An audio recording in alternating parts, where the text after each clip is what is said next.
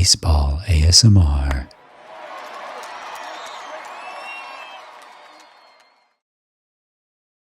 Hello, welcome back to Baseball ASMR, a place where we talk about baseball in a relaxing way. Today I'm going to go through the Glossary of Baseball Terms on Wikipedia. Previously I did terms that started with numbers or the letter A. Today I'm going to do the terms starting with the letter B. So let's just dive right in.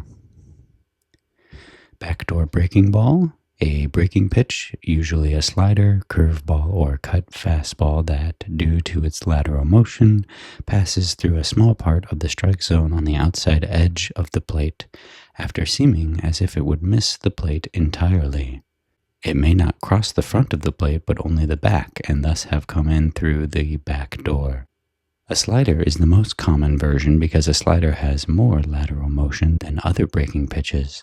It curves down and slides across the zone. These are harder to throw for pitchers, but can be very deadly because they are very deceptive. They look like balls and end up as strikes.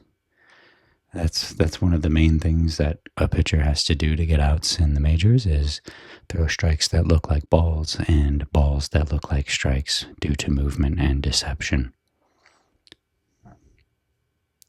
Backstop, the fence behind home plate, designed to protect spectators from wild pitches or foul balls. It's also a nickname for a catcher, sometimes called a backstopper. Basically, it stops the pitch. If you've ever played Little League, you know these are the big metal things that hang over in between the crowd and the home plate. And they usually have dugouts attached on like a small field. Back-to-back, consecutive. When two consecutive batters hit home runs, they are said to hit back-to-back homers. Or a pitcher may issue back-to-back walks and so forth. I'll also add that you can keep going.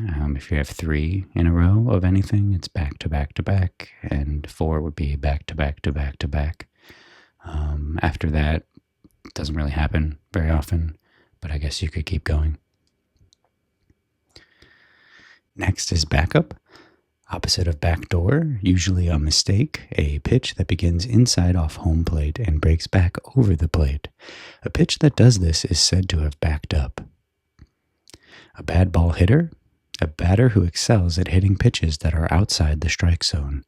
Notable bad ball hitters include Yogi Berra and Vladimir Guerrero. Vladimir Guerrero is legendary for hitting bad balls. He would hit home runs off of pitches, almost a foot below or out of the strike zone. That looked like it was a terrible swing, and it probably was, but somehow he still was able to hit them very well. Bad hop, a ball that bounces in front of an infielder in an unexpected way, often as a result of imperfections in the playing surface or the spin on the ball. Just bounces weirdly and they don't field it. I don't know if this is taken into account when the official scorer rules errors or hits. I think probably it is, but it's kind of hard to tell unless you're the fielder. Obviously, if the ball hits the dirt or the ground on the seams or right near the seams, that can affect how it will bounce. You wouldn't really know that, though, unless you're the fielder because you're not close enough. Bag, a base. Also, a 2-bagger is a double or 2-base hit. A 3-bagger is a triple or 3-base hit. And a 4-bagger is a home run because that's how many bags you touch. It's also like stealing a bag is stealing a base. Bail. A batter who sees a pitch coming towards his head may bail out or hit the deck. When two fielders are converging on a fly ball, one of them may bail out to avoid running into the other. A relief pitcher may come into the game with men on base and bail the previous pitcher out of a jam. While the first 2 examples are analogs to bailing out of a plane via parachute, the last one is akin to bailing out a boat on the verge of being swamped, or perhaps bailing somebody out of jail. I never even realized that we use that word in different ways in baseball. I saw a tweet the other day talking about how many of our idioms and sayings in English come from baseball, and there's so many that if English is your first language, you don't even really realize how many there are. Obviously, these specific ones come from other places, but, in business, if you successfully win business or have a pitch or whatever that is successful, then that's said to have been a home run. Like, that's just one off the top of the head, but there are so many of them. And now we get to the balk. And there's a whole article about it because it's so confusing. Before I even dive in, I'm just going to say it doesn't have like a set rule. Like, there's no actual definition of what a balk is, and it's basically up to the umpire, is my understanding. But let me see if I'm right. Probably the most confusing concept in baseball, even for avid fans. Balks are covered in Rule 6.02a in the official baseball rules as published by MLB.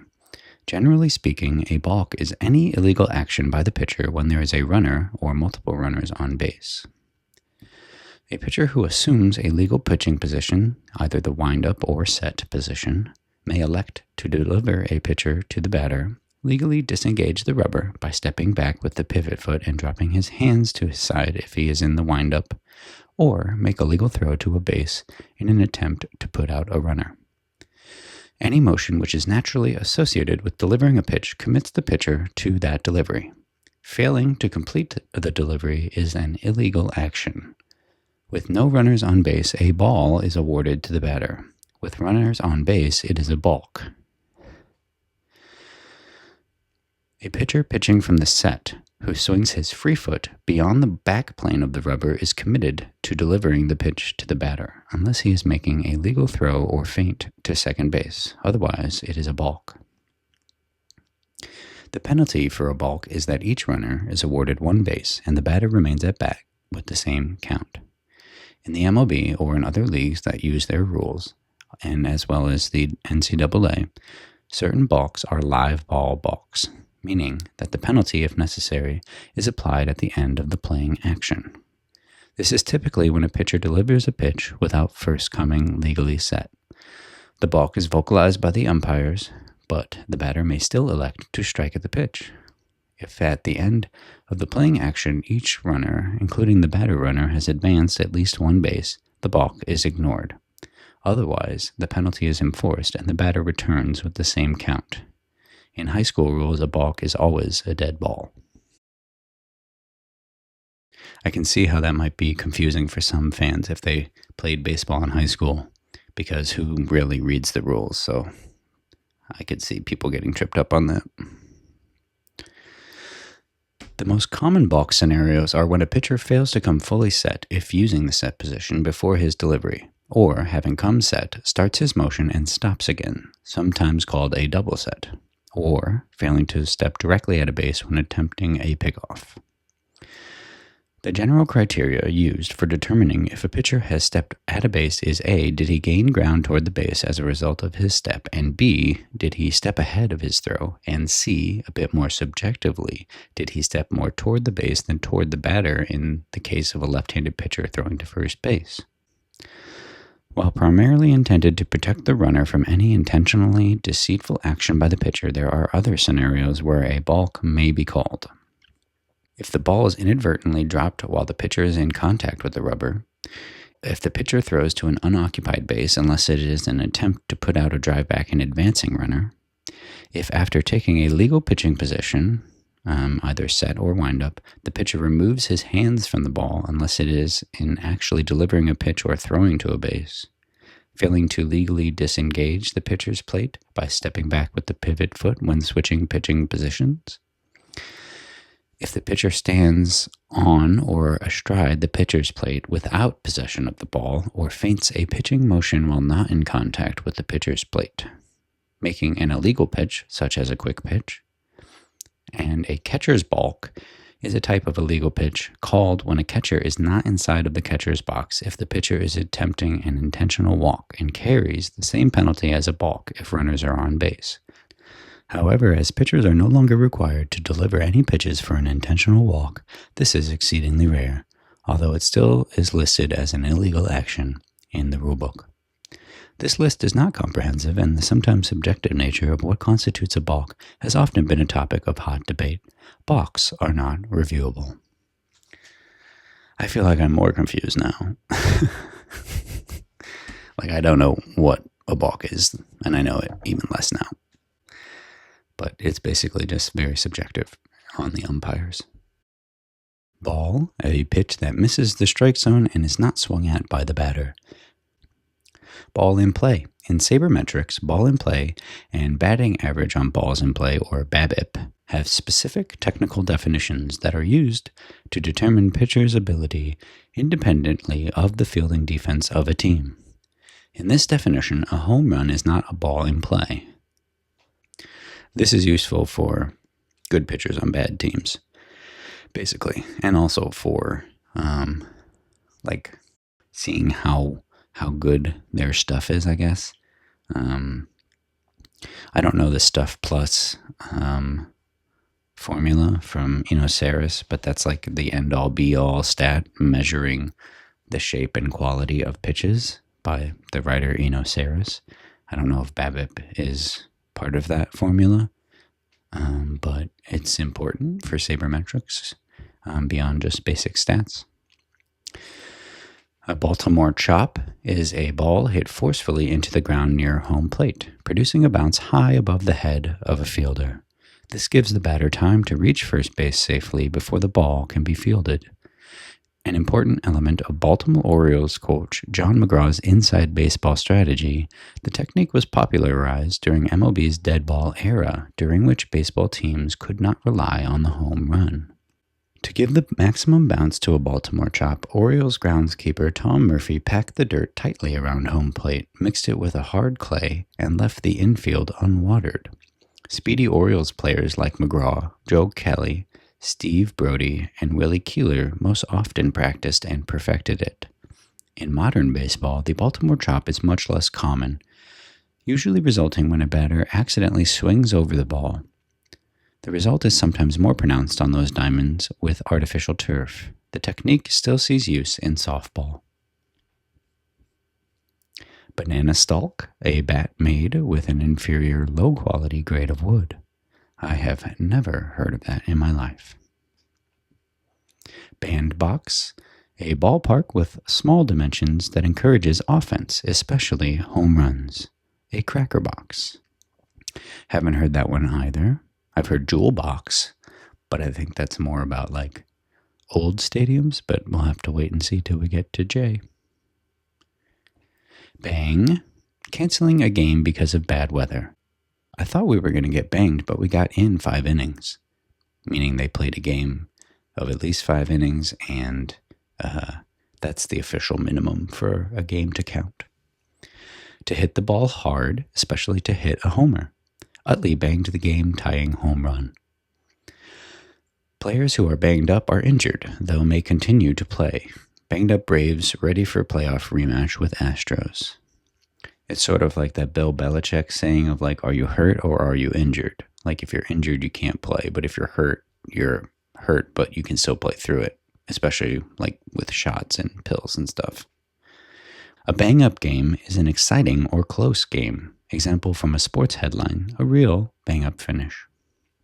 A bang-bang play is one in which the runner is barely thrown out, a very close call, typically at first base, perhaps reflecting the bang of the ball and the first baseman's glove, followed immediately by the bang of the base runner's foot hitting the bag. Now, I thought a bang-bang play didn't mean that the runner was out. I thought it meant that it was just really close, and it didn't matter the order of like foot hitting the bag or ball hitting the glove, but I guess maybe I'm wrong. Comment below if you know the difference, or if you know it's one or the other.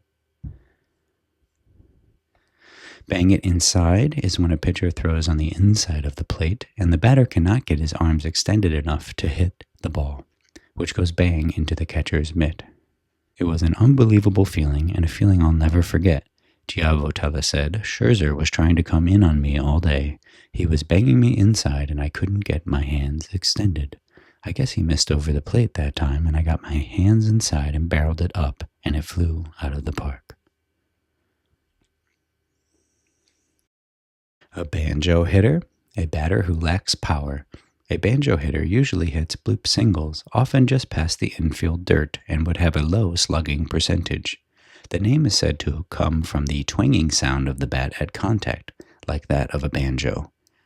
Also, Punch and Judy hitter, which are like old-fashioned dolls, which I guess are supposed to be like weak because they punch each other, but it's not like a real show of force.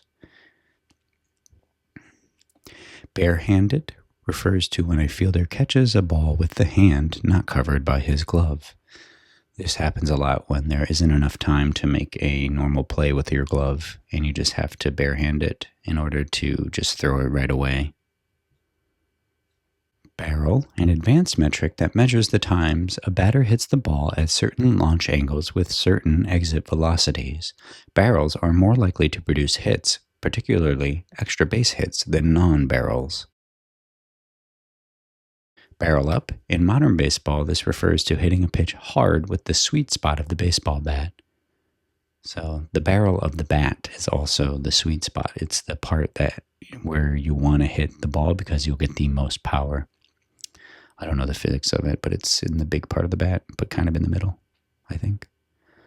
Base hit is a hit. It's a hit where you get on base. Usually it's said for a single, but it could be any hit. I guess you could call a homer a base hit, but you're not really, because you just touch all the bases. I've never heard that, but I guess technically you could call it that maybe, but you'll never hear that. A base knock is a single. Also see knocks. A knock is a hit. Just another nickname. Baseball Annie, female groupie known to be easy for baseball players. Susan Sarandon played such a role as the character Annie Savoy in the 1988 American film Bull Durham.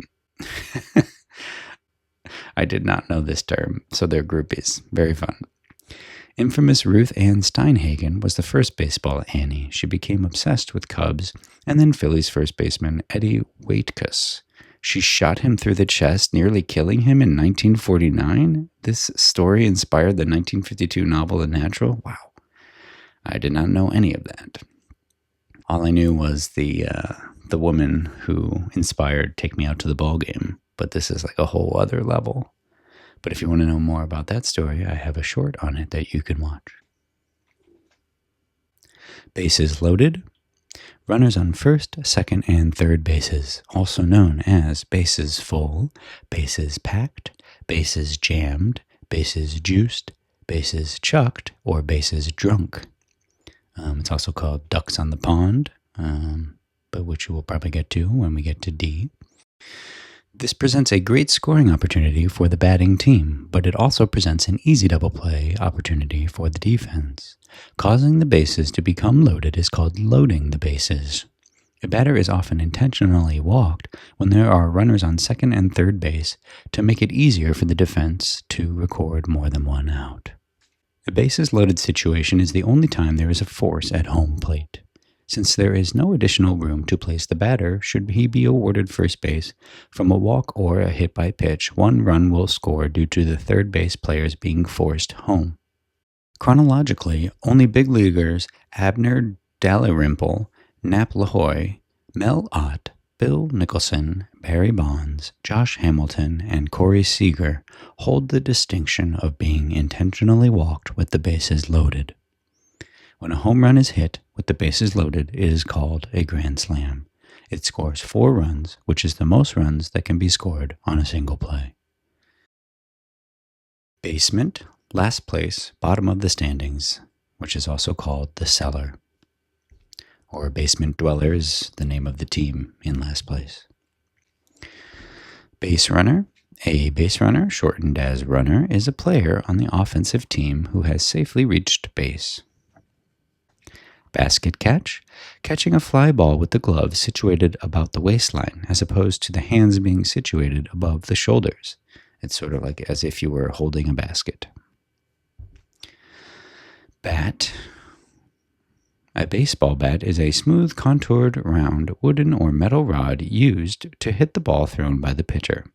A bat's diameter is larger at one end, the barrel end, than at the other, the handle. The bottom end of the handle is the knob. A batter generally tries to strike the ball in the sweet spot near the middle of the barrel end of the bat, sometimes referred to as the fat part of the bat or the meat end of the bat. The player who uses it to strike the ball, a batter, hitter, or batsman, can be said to bat the ball. A player known as a good hitter might be said to have a good bat. A headline: shortstop mixes golden glove with solid bat. A player who is adept at both hitting and fielding might be said to have a good bat and good glove. The headline, Wesleyan shortstop Wynn has bat and glove, does not mean Wynn owns a bat and glove. It means he is very skilled at both hitting and fielding. A team with many good hitters might be said to have a lot of bats, referring to the players, not the instrument. It's an awesome thing when we all get going like that, Murphy said. We've got so many bats in our lineup that we're hard to beat if we keep hitting. Bat around. According to the Dixon Baseball Dictionary, a team has batted around when each of the 9 batters in the team's lineup has made a plate appearance, and the first batter is coming up again during a single inning. Dictionary.com, however, defines bat around as to have every player in the lineup take a turn at bat during a single inning. It is not an official statistic. Opinions differ as to whether 9 batters must get an at-bat or if the opening batter must bat again for batting around to have occurred. My experience, it's always been that the first guy has to come up again, so I guess it would be 10 batters. But the guy who starts the inning has to come back up. That way it goes all the way around the lineup and flips back to the first guy. That's what makes sense to me. That's where the word around comes from. Bat drop, a physical property of a bat expressed as a usually negative number equal to the bat's weight in ounces minus its length in inches. For example, a bat that is 34 inches long and weighs 31 ounces has a bat drop of -3. In general, bats with a larger bat drop, i.e. lighter, are easier to swing, and bats with a smaller bat drop, i.e. heavier, can produce faster ball velocity, though these results depend on the batter's ability. I've never heard of that in my life. Bat flip, a celebration in which a batter who just hit a home run flips or tosses the bat in a dramatic way, rather than simply dropping it as they start running. The practice is controversial. Some players, such as Tim Anderson and Jose Bautista, have been subject to retaliation by the opposing team when they bat flipped after a home run against them. Jose Bautista has the most insane bat flip. I guess I'll show a clip of it here. I don't think it's that big of a deal. People need to grow up. Celebrating is fine. You know, things evolve over time. We don't live in the same country we did 200 years ago, and the game isn't the same as it was 200 years ago, or whatever, 150 years ago, whenever it was founded. Bat the ball, to hit the ball with the bat, whether into fair or foul territory. A batter is the player who is at bat and tries to hit the ball with the bat, also referred to as the hitter or batsman. Man, these are a lot of batter terms, huh? The batter runner, when a batter hits a fair ball not caught by a fielder, he becomes the batter runner. The batter runner is forced to advance to first base and may be put out by being tagged by the ball securely held by a fielder or the fielder's glove, provided he has secure possession of the ball in the glove, or by a fielder with secure possession of the ball touching first base before the batter runner touches it. If there are other runners on base, they may also be forced to advance because the batter has become a runner. This is called a force play. The batter's eye. This is a solid-colored, usually dark area beyond center field that is the visual backdrop for the batter looking out at the pitcher. It allows the batter to see the pitched ball against a dark and uncluttered background, partly for his safety. It is comparable to the sight screen in cricket. The use of a batter's eye has been a standard in baseball since at least the late 1800s. One example of a batter's eye is the black area in center field of the first Yankee Stadium. At one time, there were seats in that section, but because of distractions, the seats were removed and the area was painted black. So if you're unaware, it's just very simple. The ball's white. It's easier to see it against something dark, so they make it black usually, or at least dark. right behind the pitcher. The batter's box, a rectangle on either side of home plate in which the batter must be standing for fair play to resume. A foot and a hand out of the box are not sufficient to stop play, although pitchers will usually respect a batter's wish to step out of the box. The umpire must grant the batter a timeout before play is stopped. So recently they put in these new rules to help speed up the game, and one of them was that batters only got one timeout per at bat. Before these rules were in place, I think it was 23 was the first year with them, or maybe 24. Before the rules, a batter could step out as much as they wanted. I mean, up to the umpire's discretion if they thought they were like lollygagging or not, or doing it intentionally to gain an advantage. They wouldn't grant time maybe, but usually the batter could step out as much as they wanted. And I think I've alluded to this in other videos, like Nomar Garciaparra would step out after every pitch. And like Jeter would too, a lot of players would, and it would take a lot longer for them to have an at-bat. Now they just get one timeout to step out of the box. Battery. The pitcher and catcher considered as a single unit who may also be called batterymen or battery mates. The use of this word was first coined by Henry Chadwick in the 1860s in reference to the firepower of a team's pitching staff and inspired by the artillery batteries then in use in the American Civil War. Later, the term evolved to indicate the combined effectiveness of pitcher and catcher. I did not know that's where it came from, but it makes sense. Battery mates, I just mentioned, are a pitcher and catcher from the same team. Next is batting average. Batting average, or BA, is the average number of hits per at-bat. So the formula is hits divided by at-bats. A perfect batting average would be 1.000. In numbers, obviously aloud you would say 1,000. A batting average of 300.300 is considered to be excellent, which means the best hitters fail to get a hit in 70% of their at-bats. Even the level of 400, which is outstanding and rare, last achieved at the major league level in 1941, suggests failure 60% of the time. That's one of the things that makes baseball a lot different from other sports. Hitters fail so much, and they're considered good if they're successful 30% of the time. It's kind of crazy.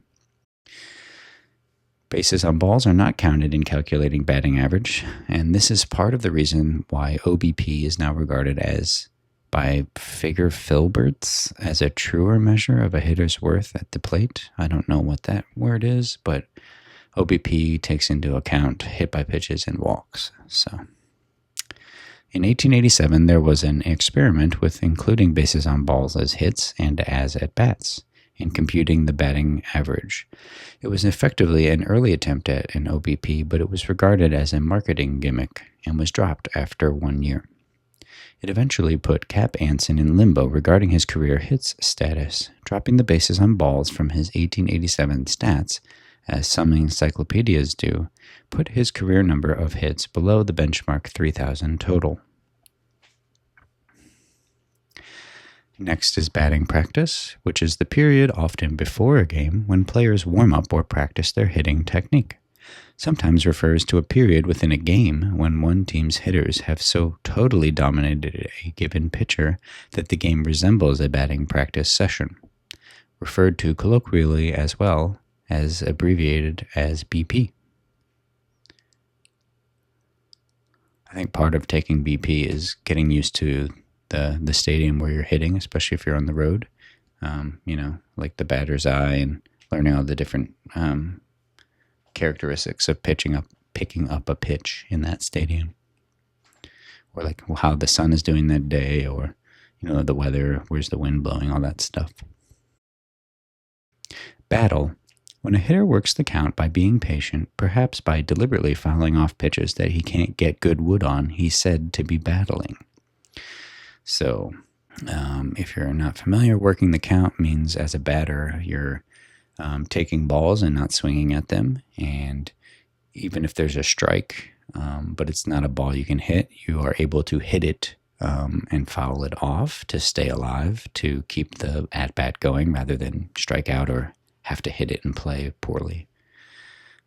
Getting good wood on something is obviously like just barreling the ball, as we talked about before. We won't get to that until we get to the letter G. A bazooka is a strong throwing arm, also known as a gun, a cannon, or a rifle. It's usually referred to or used in reference to outfielders. I guess you could say it to infielders, but usually, in my experience or my opinion, it would be for outfielders because they have to throw so much further so that you really notice if they have a cannon or bazooka.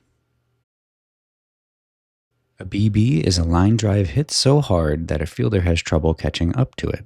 The reference is from being shot from a BB gun. BB is also scorer's shorthand for a walk, otherwise known as a base on balls. So in a box score, a walk is recorded as a BB. BB core or BBCOR is an initialism for batted ball coefficient of restitution, a standard that all non-wooden bats, both metal and composite, must meet in order to be approved for use in most amateur baseball leagues, such as U.S. college baseball. Bean is a pitch intentionally thrown to hit the batter if he does not move out of the way, especially when directed at the head, or the bean in old-fashioned slang. The word bean can also be used as a verb, as in the following headline. Piazza says Clemens purposely beaned him. I didn't know bean was old-fashioned slang for your head. That makes way more sense now. Beat out. When a runner gets to first base before the throw, he beats the throw, or beats it out. Akin to leg out. Trey Turner put on the burners to beat out the throw to first to add another run. Beat the rap. Occurs when a batter hits the ball on the ground with a runner on first and fewer than 2 outs. If the play has the potential of being a double play, the batter can beat the rap if he reaches first base before the throw from the fielder who recorded the putout at second base. The result of the play becomes a fielder's choice. Behind in the count is the opposite of ahead in the count. For the batter, when the count contains more strikes than balls. For the pitcher, vice versa. If the pitcher is behind in the count, he is in increasing danger of walking the batter. If the batter is behind, he is in increasing danger of striking out. While he allowed only 3 hits, he walked 5 and pitched from behind in the count. If the pitcher is behind in the count all day, that means he's not able to locate his pitches, so he's throwing a lot of balls. It's not really said to, I guess you could say hitters are behind in the count over multiple at-bats. It means they're not seeing the ball or they're swinging at too many balls. Belt is to hit a ball hard to the outfield or out of the park, fair or foul. Jones belts that one deep to left, but just foul. Or it's also the actual belt worn by a player as part of the uniform, usually mentioned in reference to the location of a pitch or a ball in play. Bernard takes a fastball outside corner at the belt called a strike. Or, grounded sharply into the hole at short, ranging to his right, Aurelia fields the belt-high hop and fires onto first, 2 away. I guess it was more of a way of measuring things back before we had advanced technology and high-def cameras. Bench. The bench is where the players sit in the dugout when they are not at bat or in the on-deck circle or playing in the field. The bench may also refer to the players who are not in the lineup but are still eligible to enter the game. LaRussa's bench is depleted because of all the pinch hitting and pinch running duties it's been called on to perform tonight. So typically these days, I think you get a 26-man roster for normal games. Teams will usually have 13 pitchers and 13 position players, which means you have 9 in the field, 8 in the field plus the pitcher, and then 1 DH, now that both leagues have a DH. So that's your starting 9 in the lineup. And then you have 4 guys on the bench. And usually they have varying roles. You'll have a backup catcher, almost always. And then you'll have probably a speedy guy who can get a stolen base. And then you'll have like an infielder and an outfielder. That's just one way to make a bench, but there's lots of ways. Teams really value players that can play in multiple positions at defense very well because that makes them a good bench player. They can go into the game in multiple positions. A super utility, they're called utility players, and then a super utility player would be one that can play almost everywhere, usually with the exception of catcher. But sometimes players can play everywhere, and often a bench player, it's really valuable to have at least a bench player or a starter who used to catch, maybe back in high school or college or something, or even in the bigs. Because it's really helpful to have a third emergency catcher in case there's an issue. And then for double headers, obviously, you'll get a 27th player that day. And usually, I think teams will use it for a starting pitcher. I don't know if it counts as an up-down, or not an up-down, but like usually teams will call up a pitcher from the minors to do a spot start. And they'll pitch that day and then go back to the minors. And I don't know if that counts as them coming up. Like they have these things called options. It's very boring, but I don't know if that counts. Maybe comment below if you know. Anyways, that's the bench. A bench jockey is a player, coach, or manager with the talent of annoying and distracting opposition players and umpires from his team's dugout with verbal repartee. Especially useful against those with rabbit ears. The verbal jousting is frequently called riding, hence the rider from the dugout becomes a bench jockey.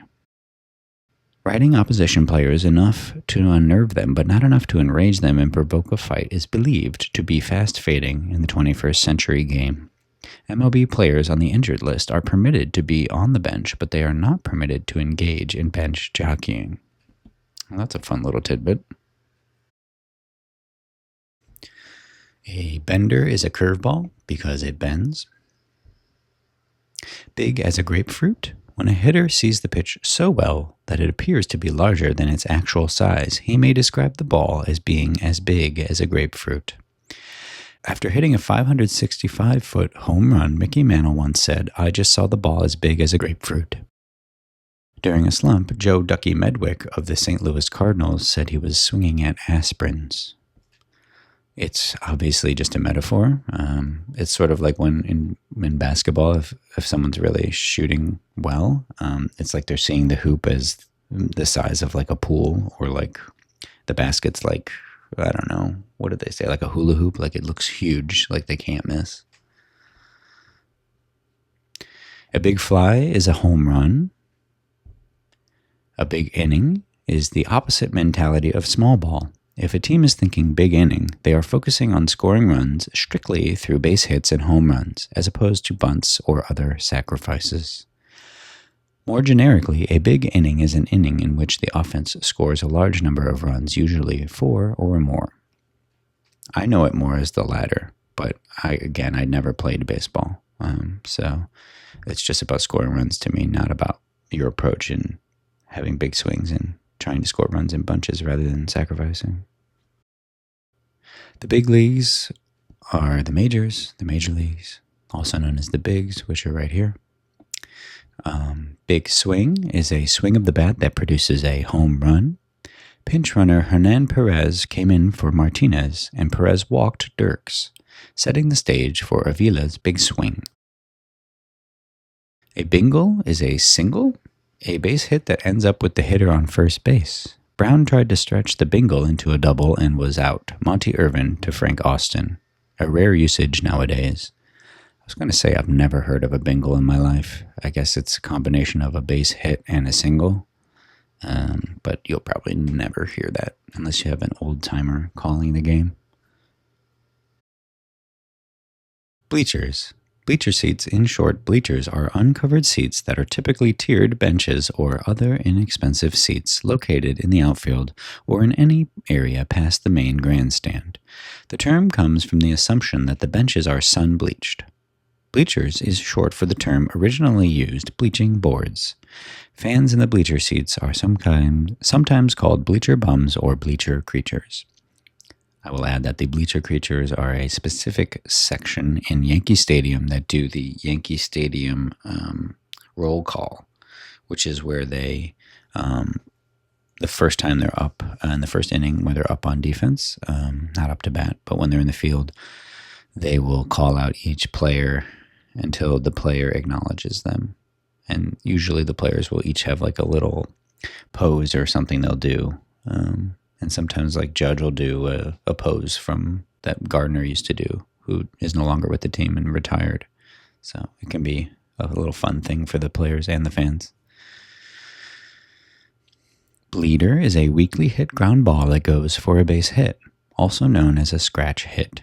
Dunn walked to bring up Mora, who jumped on the first pitch he saw and hit a bleeder that didn't leave the infield, driving in Gradwall. Blistered, a ball that is hit so hard that it seems to generate its own heat, may be said to have been blistered. Chapman then blistered a ball toward left center, and Knobloch raced back, moving smoothly, and made the catch with his arm outstretched. Block the plate, a catcher who puts a foot, leg, or whole body between home plate and a runner attempting to score is said to block the plate. Blocking the plate is a dangerous tactic and may be considered obstruction. And then there's a photo here of a catcher trying to block the plate in Japanese high school baseball. They changed this, I think, recently, the past 5-10 years, to try to eliminate collisions at home plate, because usually runners back in the 60s, 70s, 80s would try to run through the catcher, and it could really lead to some big collisions and concussions and stuff like that. So now that we know more about concussions and CTE and everything from football, I think you're allowed to block the plate, but I don't think the runner's allowed to run through the catcher. I'm not sure, but I think that's one of the rules to cut down on collisions. Next is a bloop curve, an ephus pitch, a trick pitch thrown like a slow pitch softball pitch with a high arcing trajectory and very little velocity, like 40 or 55 miles an hour or less. Specifically, such a pitch thrown ostensibly as a curve ball. I covered this in my pitch types video, that an ephus is a very specific kind of curveball that's high arcing and basically never thrown unless it's a position player pitching these days. No pitcher has that in their repertoire regularly. A blooper or bloop is a weakly hit fly ball that drops in for a single between an infielder and an outfielder, also known as a bloop single, a dying quail, or a duck snort. I've never heard that either. I know a bloop and a blast is often colloquial term. It's a term that teams say when they're down. I think like one or two. Well, it would have to be two. A bloop and a blast is a colloquial term when a team is down 2 runs, I think, and they're up to bat in like the 9th inning or whatever the last inning is, if it's in extras. And they're down 2. The inning has just started. There's no runners on or no outs made yet. And you could say that all they need is a bloop and a blast.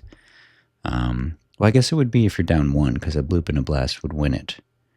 So if you're down 1, you need a bloop, aka someone to get on base, and then a blast, someone to hit a home run, and then you would win the game. So a bloop and a blast. A blooper is also a fielding error. Red Sox rolled White Sox after Contreras blooper. That is more like the old use of the term that goes in any that applies to any sport, or even like film. There's blooper reels, of all the times people screwed up their lines, or the camera didn't hit the right mark, or the lighting fell down, or whatever. A blooper is also an odd or funny play, such as when a pitcher throws the ball to the catcher after the batter has stepped out of the batter's box and timeout has been called, perhaps hitting the catcher in the head with the pitch. Blow. To blow a game is to lose it after having the lead. We had the game in hand and we blew it. To blow a pitch by a batter is to throw one so fast the batter is unable to keep up with it. And to blow a save is to lose a lead or the game after coming into the game in a save situation. This has a technical meaning in baseball statistics. A hit, typically a home run. Ortiz's blow seals win. In terms of the save situation, that's if your team is ahead in the ninth inning by 3 runs or less. That's a save situation. So whoever's pitching then, if it's not the starting pitcher, is eligible for a save if they're able to get 3 outs before giving up the lead. So if they give up, if you're up by 2 and they give up 2 runs and the game is tied, that's a blown save. But if they give up 1 run and get 3 outs and then you win by 1, that's a save. Blow open, to gain a commanding lead in a game, perhaps after the game has been very competitive or the score has remained tied or close. Pirates score late to blow open close game against Stony Brook. Here's blown save. Officially, it's charged to a relief pitcher who enters a game in a save situation but allows the tying run to score. If the pitcher further allows the winning run to score, he is charged with both a loss and a blown save.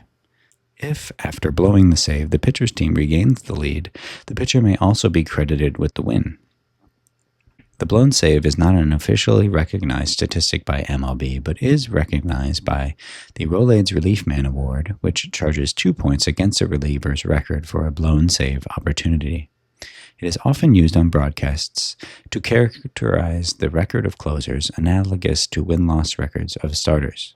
Jones has made 31 out of 34 saves, or Jones has 31 saves and 3 blown saves.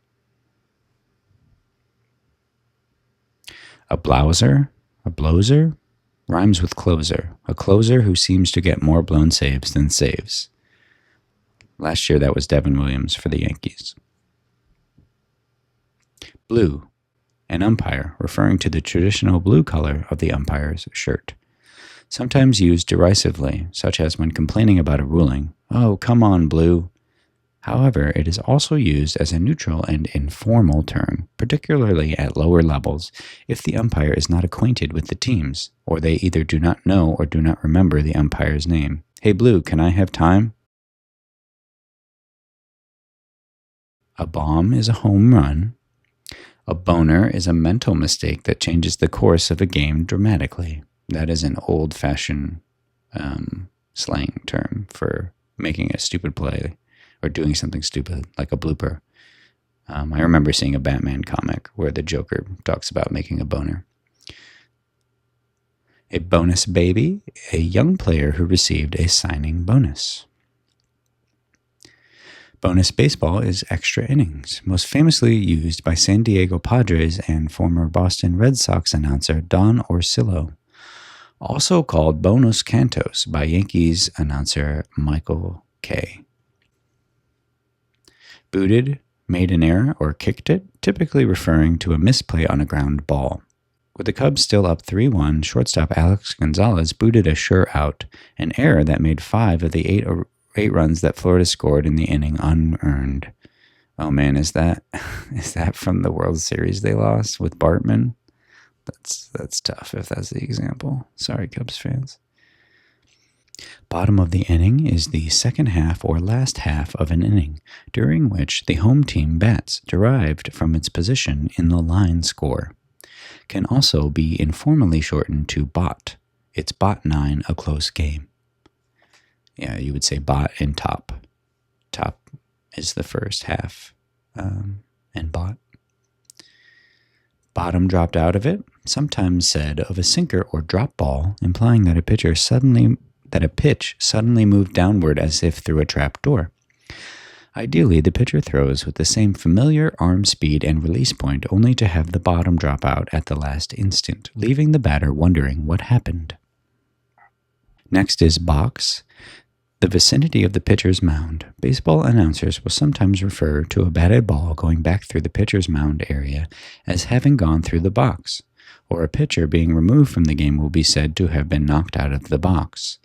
In the early days of the games, there was no mound. The pitcher was required to release the ball while inside of a box drawn on the ground. Even though the mound has replaced the box, this terminology still exists. I have never heard it referred to the pitcher, only to the batter's box. which is below in this definition. The batter's box is the area within which the batter stands when hitting, and the batter must be in the box for the pitcher to pitch. And more recently, they must be in the box with 8 seconds left on the pitch clock, or they're charged a strike. Box score, statistical summary of a game. The line score is an abbreviated version of the box score, duplicated from the field scoreboard. Invention of the box score is credited to Henry Chadwick. BP, as we said before, is batting practice, or I guess another shorthand that BP stands for is Baseball Prospectus, which is a website. I think it has stats devoted to sabermetric analysis, so like advanced stats. BR means bats right, used in describing a player's statistics. For example, John Doe, TR, BR, 6 feet, 172 pounds. I think that TR means throws right, bats right. Brand new ball game. When a team scores runs that bring the score up to a tie, it is said to be a brand new ball game. The phrase was popularized by Hall of Fame Dodgers broadcaster Vin Scully. Basically, it just means that they're tied again. It's like starting at 0-0 all over again. Breaking ball is any pitch that markedly deviates from a straight or expected path due to a spin used by the pitcher to achieve the desired effect. Some examples are the curveball, the slider, and the screwball. To break one off is to throw a curveball. To break open the game is when a team gains a multiple-run lead, perhaps in a single rally that expands their lead. The game may be said to be broken open. The Padres broke the game open with 5 runs in the 5th, thanks to 3 errors by the Cubs, who have dropped 12 of 14.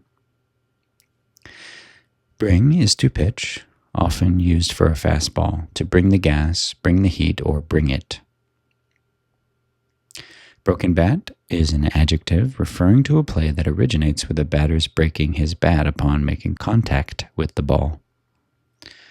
This happens a lot with cutters because they're very fast and they move horizontally at the last moment, so the batter doesn't adjust. The Bronx Bombers is a nickname given to the New York Yankees due to their stadium's location in the Bronx and their legacy of home run hitters in a hitter-friendly ballpark. A Bronx cheer is also comes from the Yankees, which is a sarcastic cheer from the crowd or blowing a raspberry. So like if a guy has 3 strikeouts and in his 4th at bat, when the game is out of hand, like they're down 14-1 and he finally hits a homer, you might get a Bronx cheer because it's a meaningless homer. Browsing is a batter who strikes out looking, especially if the batter did not move his bat at all. This term is mainly used by sports commentators and is synonymous with window shopping because you're just standing there, not doing anything. A brushback is a pitch intentionally thrown close to a batter to intimidate him, i.e. to brush him back from the plate, the home plate. Also a purpose pitch or chin music. It used to be called a blowdown. This is different from a beanball because you're not actually trying to hit the batter. You're trying to get close and make him think you might hit him. Buck and change. This is a player batting between 100 and 199, and they're said to be batting a buck and change, or more specifically, the equivalent average in dollars or bucks and cents change. Example, a batter batting 190 is said to be batting a buck 90. Major league position players with a batting average this low will very likely be demoted down to AAA for seasoning or even released outright. See also Mendoza line. So what is the Mendoza line again? 200 batting average. So the Mendoza line is at batting 200. So a lot of people, if you're below that, you're said to be hitting below the Mendoza line, which is very bad. If you're in the 200s, you're bad, but you're at least like somewhat palatable, especially if it's like 230, 40, 50. Especially these days, teams value other things than batting average because they have so much more statistics to rely on. Bug on the rug is a phrase coined by Pittsburgh Pirates announcer Bob Prince in the 1970s, a base hit that skittered through the gap, particularly on artificial turf. A Bugs Bunny changeup is something I've never heard of, but it's a changeup pitch that appears to arrive at home plate so slowly that a batter can make 3 swings and misses on a single pitch. Whiff, whiff, whiff, 3 strikes and the batter is out. The reference is to Bugs Bunny, the animated cartoon character who is depicted employing such a pitch in the cartoon Baseball Bugs. As Trevor Hoffman's changeup evolved into an all-world weapon, his pitching teammates were in awe of it, much like many hitters were. They liked it so much they gave it a nickname. They called it the Bugs Bunny pitch. You could swing at it 3 times and it still wouldn't be in the mitt, Andy Ashby said, bringing up the image of the famous cartoon. I swear he could tell them it's coming and they still couldn't hit it. The bullpen is the area used by pitchers and catchers to warm up before taking the mound when play has already begun. This area is usually off to the side along either the left or right baseline or behind the outfield fence. It is almost never in fair territory, presumably due to the risk of interference with live action. A rare exception was at New York's Polo Grounds, where the bullpens were in the deep left and right center field quarter circles of the outfield wall. Yeah, that's like a very old-timey thing that doesn't exist anymore, maybe in like a minor league stadium or something. A team's relief pitching corps, so named because the relievers are in the bullpen during games. Bullpen also refers to a team's relief pitching group or corps, so named because the relievers are in the bullpen during games. There are varying theories of the origin of the term, discussed in more detail in the main article, which maybe we'll read someday if I'm really struggling for content. Bullpen by committee is a strategy by which a club does not assign relief pitchers to specific roles such as closer, setup, or long relief, and instead may use any reliever at any given time. At the major league level, this strategy is commonly used when the club's closer is unavailable.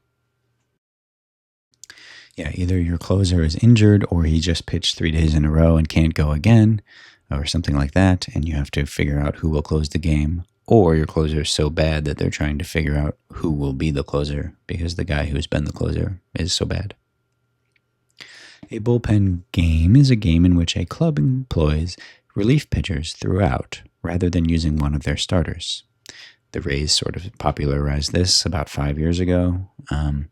It was out of like desperation. They kind of had to do this because they were short on starters, maybe from injury, or they just didn't have any good ones, so they were trying to get creative. And now a lot of teams will do this, especially when they're short on starters from injury or whatever.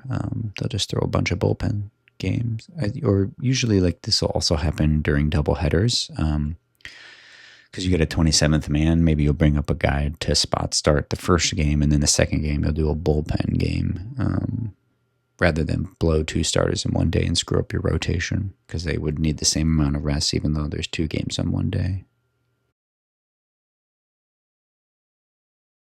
A bullpen session is a regular activity for starting pitchers during a season. It's part of their program in between starts. So starters usually pitch every 5th day. So the days in between their starts, they do different things like a bullpen session or a rest day. They do different things. I don't know the full extent because I never played, but I know that they do different things on different days to get ready for the next start. Bullpenning is an infrequently used strategy that involves using a string of relief pitchers, some of whom in this strategy may be pitchers more often used as starters, in stints of no more than 2 innings instead of relying on one pitcher to work most of the innings. So that's basically just a bullpen game. It's called bullpenning as well. The bump is the pitcher's mound. Who's on the bump today? Called so because it is a bump that comes out of the ground. Bunt is to deliberately bat the ball weakly to a particular spot on the infield by holding the bat nearly still, with one hand behind the sweet spot and letting the ball hit it. Typically, a bunt is used to advance other runners and is then referred to as a sacrifice, or a sacrifice hit, or sacrifice bunt. When done correctly, fielders have no play except at best to throw the batter-runner out at first base. I think part of the technique of bunting is like to catch the ball as it's coming towards you. You don't like hit it because that would be too hard. So you kind of move the bat backwards a little bit to even further slow down how fast the bunt will be. Speedy runners also bunt for base hits when infielders are playing back. In such a situation, left-handed hitters may use a drag bunt, in which they start stepping towards first base while completing the bunt swing. Even the great slugger Mickey Mantle would drag bunt once in a while, taking advantage of his 3.1 second speed from home to first. Currently, Ryan Zimmerman of the Nationals is notable in that he is a right-handed hitter who uses drag bunts successfully. I think he's retired. I think this is old. Yeah, well, let's not talk about that. Bush League is a slang term for play that is of minor league or unprofessional quality. The bushes, or the sticks, are small towns where minor league teams may operate. A busher refers to someone from the Bush Leagues. A businessman's special is a day game on a weekday, because I guess a businessman might take a client to the game. To bust him in is to throw a fastball in on the hitter's hands, also tie him up or in the kitchen. A butcher is a very poor fielder, someone who, butches things. They're not very good. A butcher boy is a strategy where the hitter first shows he intends to bunt, pulls back the bat when the pitcher begins the delivery, and then takes a quick swing at the pitch. Generally used by weaker hitters such as pitchers. Greg Maddux was known for employing this tactic effectively in the early part of his career with the Cubs and Braves. And lastly, buzz the tower is to throw a high fastball up and in to a hitter, typically with intent to back the hitter off the plate or make a statement. This is also like a brushback or a purpose pitch, but not a beanball, because you're not actually trying to hit them. You're just trying to intimidate them. All right, that does it for all the terms from the letter B. If you've made it this far, thank you for sticking with me despite my my voice today. I'm fighting something off. But, thanks for stopping by. Like and comment and all that good stuff if you liked the video. And I know next month I'll be doing a video on the World Baseball Classic before it starts in March, but the rosters aren't set until sometime in February, so it doesn't really make sense to do it yet. And then I'll also be doing other videos. Maybe I'll do another one of these glossary videos and another history on the next oldest team. And yeah, I'm still taking requests if you have any. But yeah, thanks for stopping by, and I'll see you in the next video. Bye-bye.